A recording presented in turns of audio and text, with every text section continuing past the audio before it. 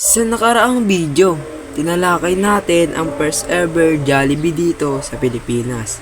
At ngayon naman, tatalakayin naman natin at ikukwento ko sa inyo kung ano nga ba ang kinauna-unahang McDonald's dito sa Pilipinas. At tara, dami-dami ng McDonald's sa Pilipinas, napaisip ka na ba?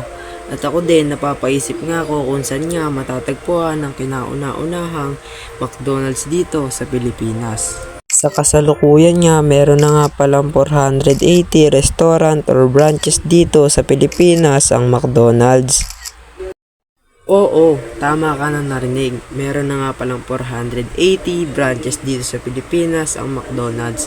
Pero ang laking palaisipan dito sa mga tao, saan nga ito matatagpuan at saan nga ito pwede puntahan at pwede. Ayon sa Google, matatagpuan nga pala ang kinauna-unahang McDonald's dito sa Pilipinas sa Marayta, Manila. Ayon sa Google, ang McDonald's na to ay nandun pa nga rin.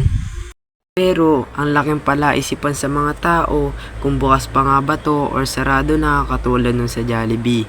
Nga pala, sa lahat ng hindi pa nakakapanood ng vlog ko na first ever Jollibee, ilalagay ko yung link dyan sa description at panoorin nyo na lang. Sa dami-dami ng Jollibee sa Pilipinas, napaisip ka na ba? Saan kaya matatagpuan ang kinauna-unahang Jollibee dito sa Pilipinas? Sa kasalukuyan, meron na nga palang 1,300 na branch sa Pilipinas ang Jollibee. Sobrang dami ang Jollibee dito sa Pilipinas, napaisip ka na rin ba kung saan nga ito matatagpuan ang pinakalumang Jollibee dito sa Pilipinas? Saan kaya? Ang kinaunahang Jollibee dito sa Pilipinas, saan nga ito matatagpuan? Dito nga lang yan sa Cubao, Quezon City. Wala nga akong idea kung bukas pa nga ba talaga tong unang-unang McDonald's dito sa Pilipinas. Kaya agad-agad na nga pala ako nanood ng vlog ni Yankee Do para nga ma-secure talaga kung bukas pa nga ba talaga tong unang-unang McDonald's sa Pilipinas. Oo, tama ka na narinig na pupuntaan nga pala to nila Yankee Do para nga ma-secure din nga pala nila na bukas pa nga to. At ito nga pala yung mga sinabi niya. Manila. At pagdating namin nagulat kami dahil nandun pa din yung pinakaunang McDo sa Pilipinas at nakabukas pa hanggang ngayon.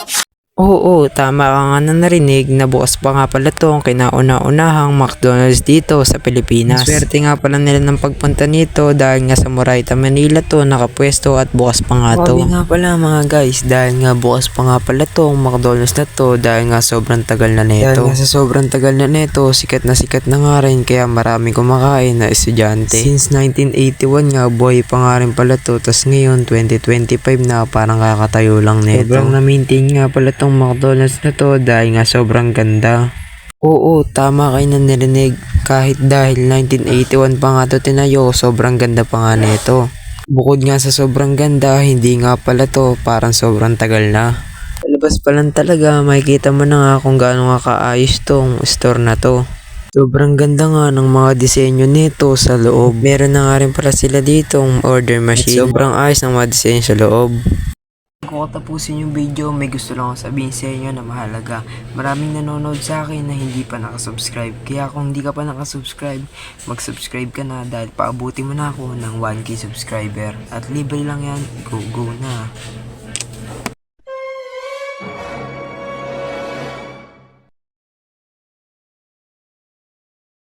At